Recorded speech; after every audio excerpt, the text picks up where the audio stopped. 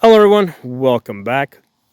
Today we're going to be talking about the reticle on this $450 scope from Primary Arms. This is the SLX 1 through 10 by 28, right? So it goes from 1 power all the way up to 10 power. It's a 20 by 28, so it's a 34 millimeter tube, right? So it's a little bit bigger than your standard 30 millimeter tubes, which is important when you're ordering this.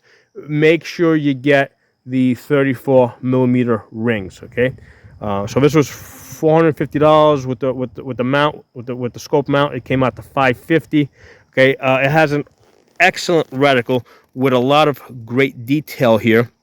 That's really on par with what you find on more expensive scopes. This one over here, this is the Primary Arms M8 Raptor. This is a $1,500 scope, and then with the mount, it's $1,600.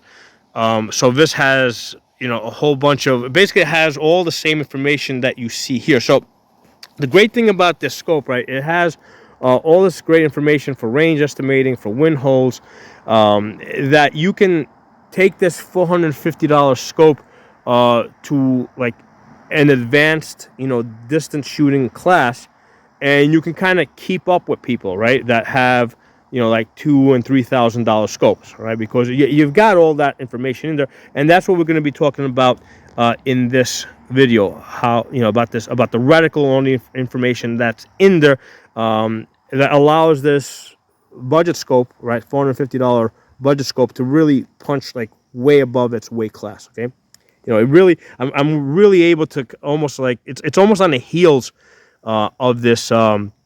Of this $1,500 scope, and in some categories, right, it does better. In the last video that I did, I was looking at 100 yards, what can you actually see in the glass, and I was looking at the bullet, 22 caliber bullet holes in paper, and the cheaper $450 scope was actually beating out the more expensive $1,500 one, even though it's got Japanese glass and all that's, basically it's got premium glass. The fact that this is a 10 power, okay, versus that over there being an 8 power, the 10 power gave me, allowed me to see the bullet holes at 110 yards more clearly than the more expensive scope did with the premium glass. Okay, so in this video, we're going to be talking about the reticle. Now, before we get into the reticle, let's take a look at the glass inside of the scope so you can see kind of what it looks like. All right, so that's what you're seeing. Now, pay attention to the walls of the scope. Right, kind of the scope ring over there. Right, you can see how much of the scope you see. All right, now let's go. This is on the $450 scope. Okay, let's go down to the $300 one, right? So this is the Primary Arms acss. This is the first one that they came out with, or at least the first one that I got. All right, so where are you? All right, so pay attention to the walls over here. So you can see the walls of the scope. You can see how they're thicker, right? So when for that extra $150 that you pay, you've got, basically you've got a much better eye box, and you see a lot less scope. With this one, if I'm just a little bit off, sometimes it's hard to get into position, especially if I'm in the prone position. This scope at $300 is not very forgiving. Now, one of the nice things about the second focal plane is if you are in the shadow like I am right now, and you can see that reticle, left eye sees target, right eye sees reticle, you can get on target. Okay, so that aspect retains itself on this one, which is also second focal plane. So this one, when I'm shooting, it's a little bit easier to get into position. Even though I'm having a hard time right now behind the camera. All right, do I gotta zoom out? Oh, maybe. Yeah, there you go. I was a little too close. All right, so first of all, you can see how the walls of the scope are a little bit thinner on this. Okay. So for the extra $150, you see less of the scope walls, and also when you get behind this, it's easier to get yourself lined up. So so you can see as if I go a little bit off, it's a little bit easier to get into position. All right. All right. Now also with this, if you look at the spine that goes down of the mill grid, That also is very helpful into guiding you up towards the center, and also the lines that come in from the sides also help guide you to the center. Okay, so it's so far, like, my opinion is that it's definitely worth it to pay the extra $150 instead of getting this one over here. You know, the original acss. It's worth it to pay the extra $150 and upgrade to this one over here.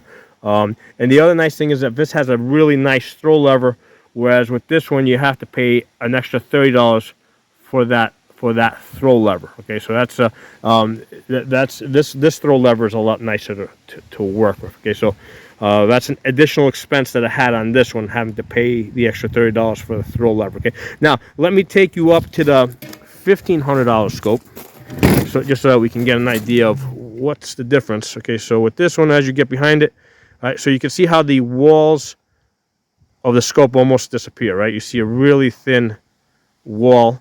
Now this one's a first focal plane, so when you zoom in, you're not just zooming in on your target, but you're also zooming in on your reticle, and you start seeing more information. So you see something different on the reticle in one power, and you see something different as you zoom in.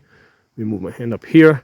Okay, so now as I zoom in, you can see how information, you know, the details of the reticle start to become visible.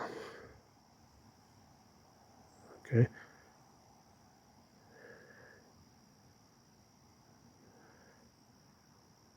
So again, the walls of the scope still very thin once you position yourself correctly.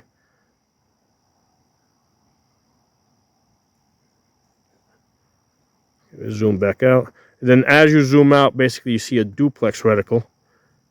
Actually, this one didn't have the light. There you go. Put the illumination on so you can see it with the illumination. As you zoom in. So when you zoom out, the horseshoe in the middle becomes really thin.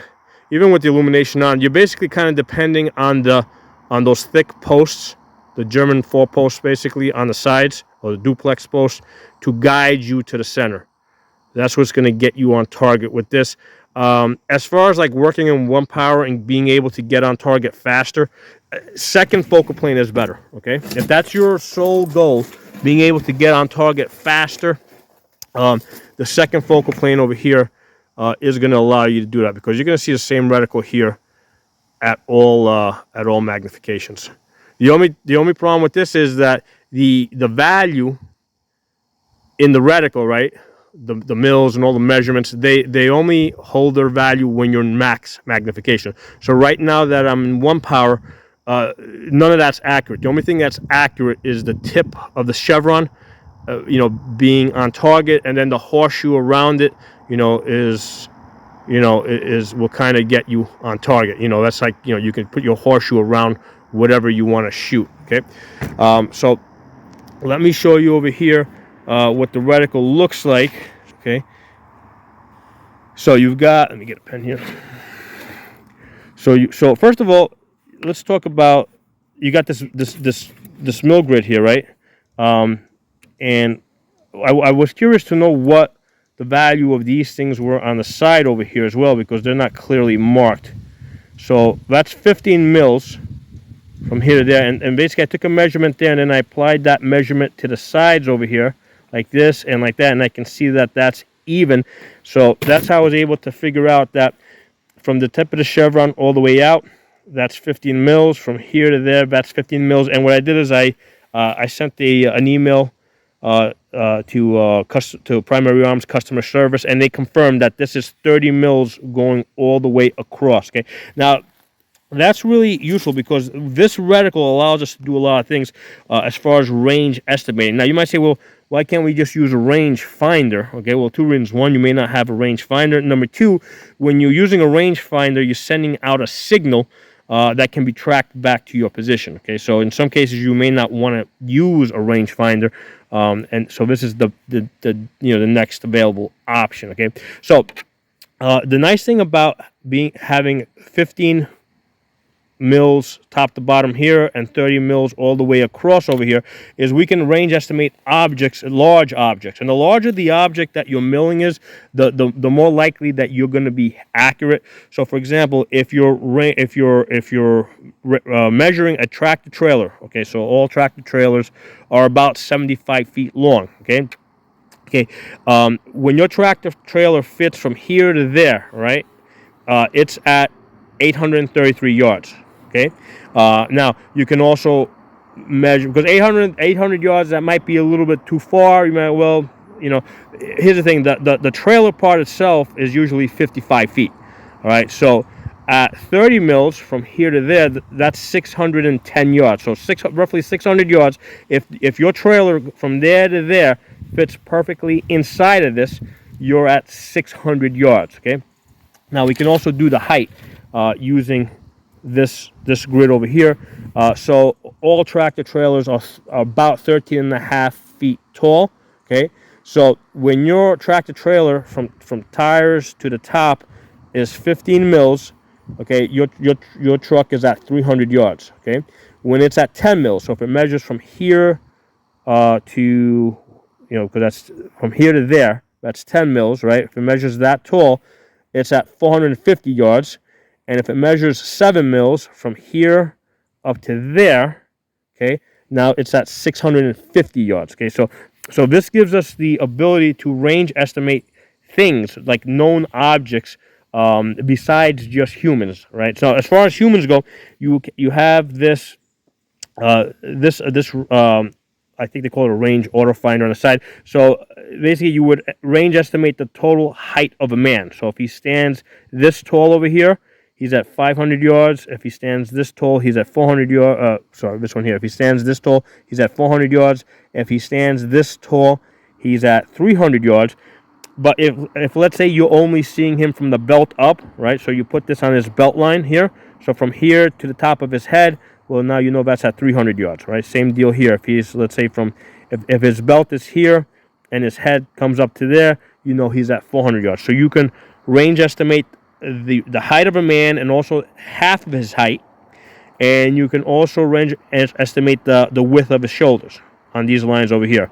So that's 400 and that's 500. So you got two lines over here for range estimating the width of his shoulders. And also, I think from here to there, he's at 300, right? If he's between the horseshoes. So we can range estimate both humans, and we can use this mill grid over here to range estimate objects. Okay. Now the other great thing about this mill grid is that we can use this to communicate. Now, not just the mill grid, but also this up here, because for example, let's say we're at 500 yards over here, right? That's the 500 yard. That's where I would be holding if I was going to be shooting something at 500 yards. Well, let's say I want to tell somebody, well, 2 mils over there might be something behind that rock. I can say, hey, from this point, let's say I put this on a rock and I say, hey, look, 2 mils over to the right. I can communicate to somebody how many mils over I want somebody to look, or I can use this larger thing over here, right, which goes way across. So this is 30 mils from here to there.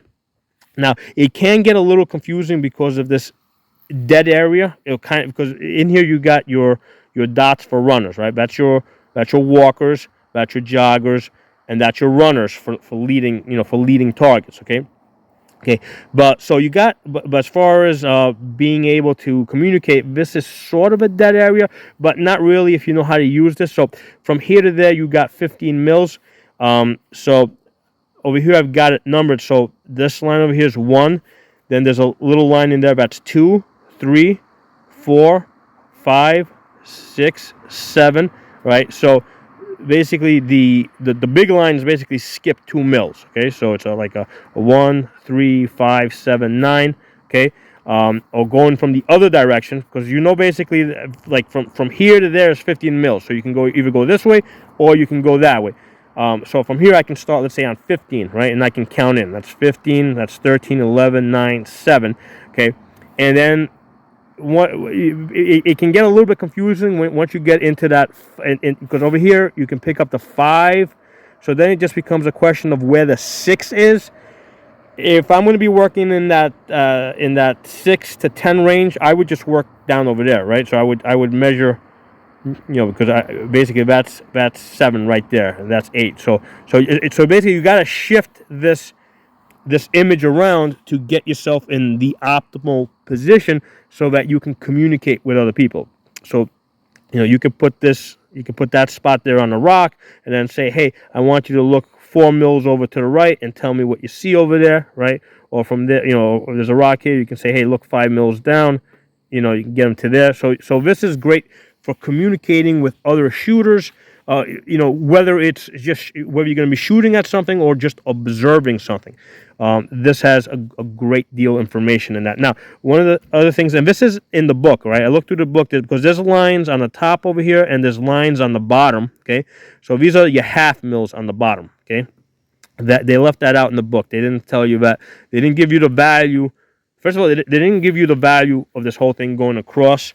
I had to measure it myself with the calipers, and the nice thing is I can use the bottom here, right, and then apply that to the top, and I can see that they match up.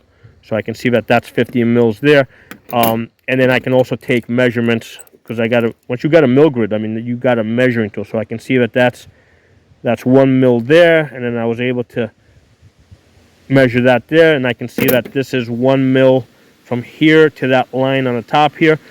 And again, once I had this information, I was able to confirm this with the Primary Arms customer service. Took them a few days to get back to me, but they gave me the confirmation I needed. And on the bottom over here, you got half mils. Okay, so you got full mil counts on the top. Oops, get this thing back into position here. There. So on the bottom side here, you got half mil counts. So you can really fine tune it. And the nice thing is if you got so that's 1 mil, that's a half, that's a full mil. If you got the half mil, then you can also go in between, right? So you can get all the way down to a quarter mil accuracy using these markers over here.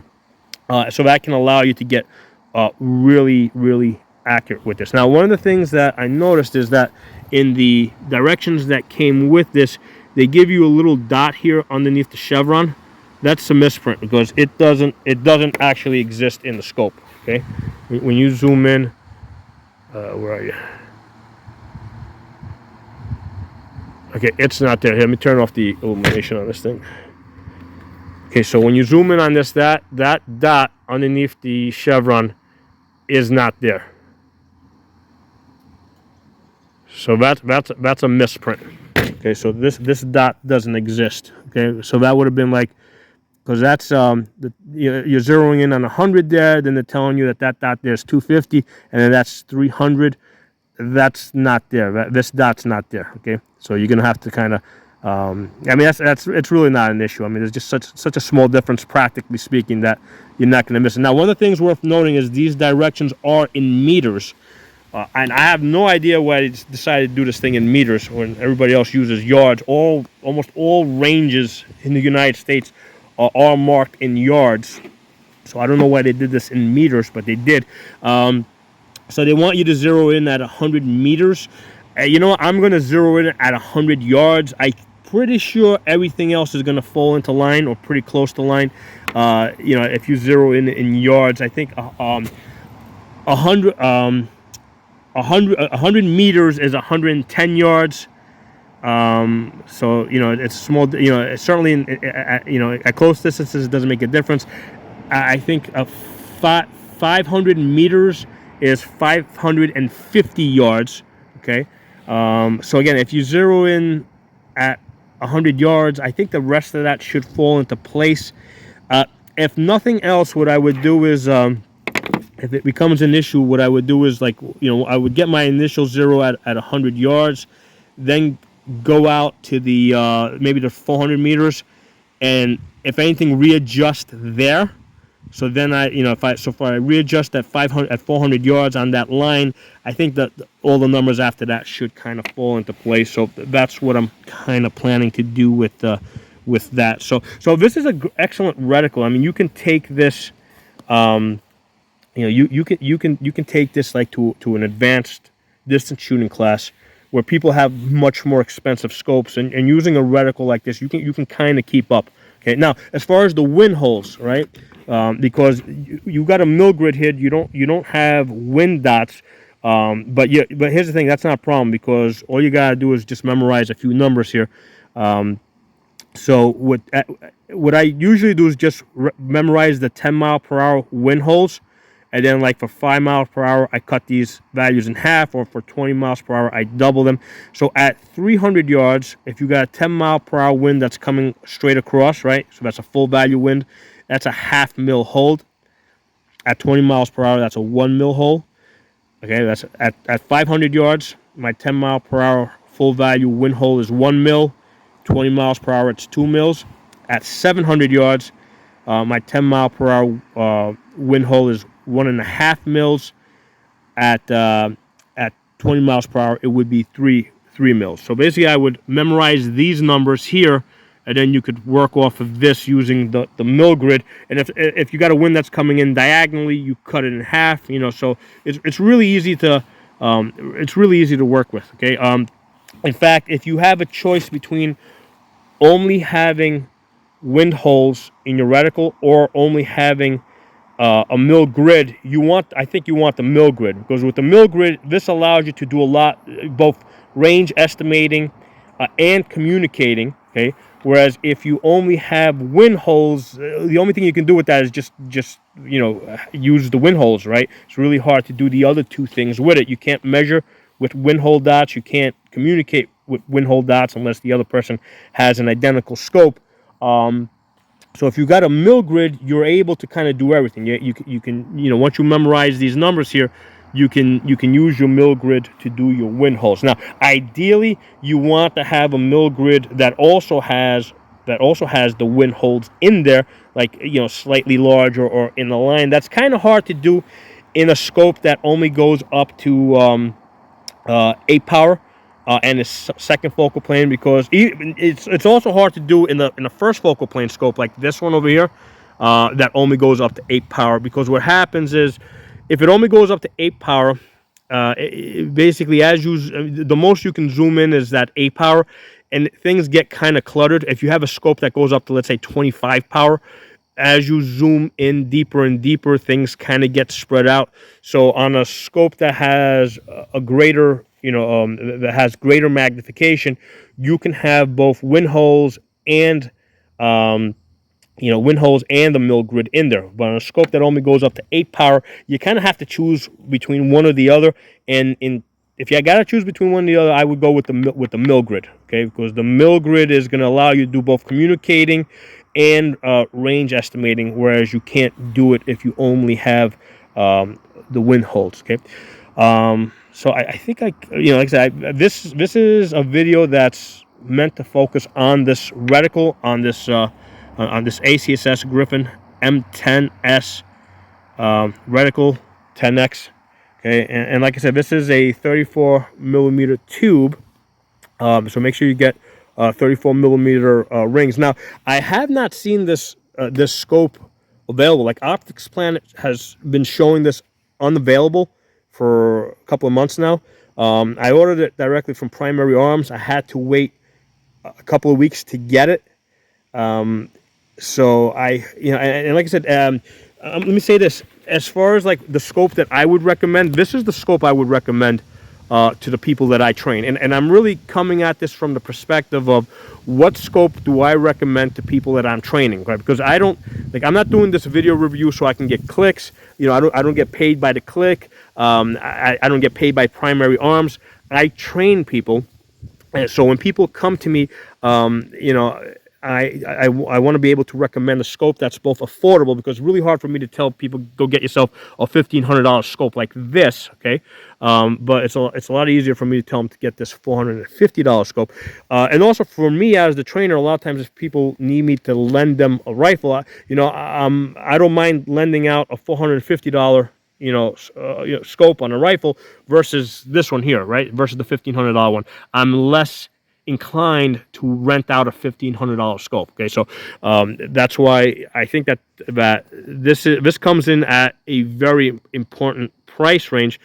And also, I'm also a big believer in having more guns rather than better guns, right? Because here's the thing, this Palmetto over here, right? This Palmetto rifle, the upper cost $350, the lower cost $150. So basically, this is a $500 rifle, right? And it's got a $550. I mean, it's a $450 scope, $100 for the mount. So basically, it's coming in somewhere about $1,000, right? Maybe $1,100. Okay, so to me, like and here's the thing, it's coming in at about $1,100, but this also shoots a half inch at 100 yards, right? So it's a half MOA rifle. Total package here about $1,000. And if I'd rather have a whole bunch of these that I can lend out to people, right? Either for training purposes, or let's say in a or let's say in a combat situation, right? I'd rather have more guns to lend out to people, and if the gun's shooting a half inch at 100 yards, I think it's plenty accurate, So there's no point. Not that I don't want to have more expensive stuff, because I got one right here, right? But if you've got, let's say, a combination of $3,000, right, scope and rifle, number one, you're not likely to want to lend it out. Okay. Number two, you're not going to be able to afford as many to lend out, and number three, you're not going to be willing to part from it, because in a realistic combat situation, you might need to to leave equipment behind, right? Especially if you need to, let's say, blend in to with other civilians, you may need to leave your equipment behind and abandon it. Well, you're going to be less likely to want to do it if you got one rifle scope setup that costs, let's say, $3,000, versus if your total setup is $1,000 and you've got 3 or 4 more back at your base location. So that's why I'm a big believer in having more guns rather than more expensive guns, especially when the cheaper guns are performing. And like I said, I was shooting this gun yesterday. I posted a video where I got a half inch at 100 yards. So the gun performs, the scope performs. So there are my thoughts on this. Again, the focus of this video was the reticle. One thing I do want to say is that they did make a major mistake in the print. Get this thing out. Major mistake in the print over here where they say auto live motion sensing. Okay, and I've seen it advertised that way on a couple of different websites. That's incorrect. This does not have auto sleep, shake awake. That's wrong.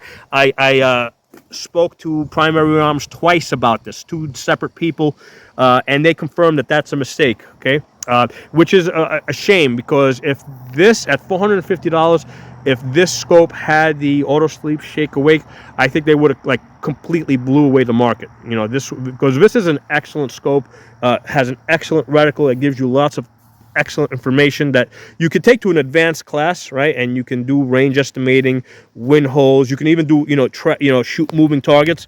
You've got your movers here, right? You got your that's your walker, that's your jogger, and that's your runner over here. You can hold on those dots. But if you've got something, let's say that's like an animal you're tracking, or let's say if you're leading an animal or a vehicle, or the way I've done shooting moving targets is we set something up on the cart and we're rolling it down the side of a hill. So that's and trying to shoot that target. So that's now moving at an unknown speed. So the way you would lead something like that is you would basically use the mill lines over here, and you would count the seconds, like how many seconds, or even this, how many seconds does it take for it to get from here to here, or from here to here, and then you would use these markings here to count the seconds and lead it that way. Okay, so as long as you got things in your scope that are evenly spaced, and you can count the seconds between, you can hit moving targets. So this is the type of scope that you can take to an advanced class and work with other people that who have much more expensive scopes, and you can kind of keep up with them at this. So this is $450. You're going to pay about $100 for the mount, and I would definitely recommend getting like this, one of these Primary Arms, because if you're going budget, both the Reticle and primary arms. I've gotten several rifles from them that shoot 1 inch and better at 100 yards, and this one over here shoots a 1/2 inch at 100 yards. Okay, so let me know what you guys think about all this, how you like this reticle, and I'm going to be doing an overall review on this scope because I think it's such an awesome scope. Gives you lots of good information. Oh, one thing worth mentioning, since I'm looking at the turrets, again, we'll talk about more on the other one, but the turrets are in, basically when you adjust them, you can take the caps off, basically a 1/2 inch at 100 yards. They should have done this in mils, right? Because it's a mill grid. So basically the turrets and the reticle are talking like two different languages, right? This one's talking MOA, this one's talking mils. This one over here, they did it right on the $1,500 one because the adjustments here are in mils, and the markings in the reticle are also in mils. So that's one of the things that's a little but it's on the budget scope. I can understand why they did that. These markings that they have over here are kind of worthless because that's not going to stay. I mean, you can kind of, like with your nail, you can spin this around to reposition this. However, if you're shooting this on the vibration, these markings are going to move. So that's not very useful. But one of the things also worth mentioning is, like, this is a scope that you're gonna basically zero in at 100 yards, and you're not gonna be dialing turn, because here's the thing, with this one over here, when you're turning this one, right, on the $1,500 one, the clicks are very audible, right, and they're very tactile. You can feel them. Okay, with this one over here, not so audible, not so tactile. I mean, you can feel it under, like, if it's quiet out, you can feel it, but if it's noisy, if other people are shooting, if you got gloves on, you're not going to be able to feel the clicks or hear the clicks. Okay, so that's why with this, you're going to zero this in at 100 yards, cap it, and then only use the reticle for your holdovers and your wind adjustments. Whereas with this one over here, I kind of want to do the same because it doesn't have like a button. Like if you start, because here's the thing, what I've been doing with this one over here is, if I'm shooting, let's say, like I have this zeroed in with a 77 grain Sierra Match King at 100 yards, but if I put in a 22 conversion bolt, basically I adjust this 4 clicks up, right? So from there I can it's very tactile. I can go up 4 clicks, and right there I know that now that my 22 long rifle is zeroed in. Okay. And then what I can do is, if I want to go back to shooting 5.56 with the 77 grains, I'm able to come straight down, and I can kind of get that. I can get that perfect, right? I can get back to a 0 over there, because this is all. I can remove this. This is adjustable, So that's something that you can do on the $1,500 scope. You can't do that so well on the $450 scope. Because you can hear it, you can feel it. So that's kind of one of the differences that you get for the extra money over here. Now what I also found is, even with this one, if you do it enough, you're gonna get confused, because sometimes you forget. Like if you start adjusting for different calibers, sometimes you forget which way you went. And there was one time where I went like completely the opposite way. So the best way to use this one as well is just to zero in at 100 yards and then just use your reticle. But that's definitely what you want to do with this one over here. Zero in at 100 yards, just use your reticle for your, for different ranges, and then for your wind holes and all that stuff. Okay, so thanks for watching, and be on the lookout for the overall review that I do on this scope. It should be out in a couple of days. And like I said, I'm pretty much shooting this every day. Not just this one, but also the other two. So I can get a comparison between these, and it's good because I got them at 3 different price ranges, right? I got the $300 one here, I got the $450 one in the middle, and I got the $1,500 one all the way here on the right. So I'm really able to compare, at the different prices. And right now I can tell you guys, this is a great value. I mean, it's better than the $300 one, and it gets up pretty close to the $1,500 one. So this is where your best value is going to be. I'll talk Talk to you all soon.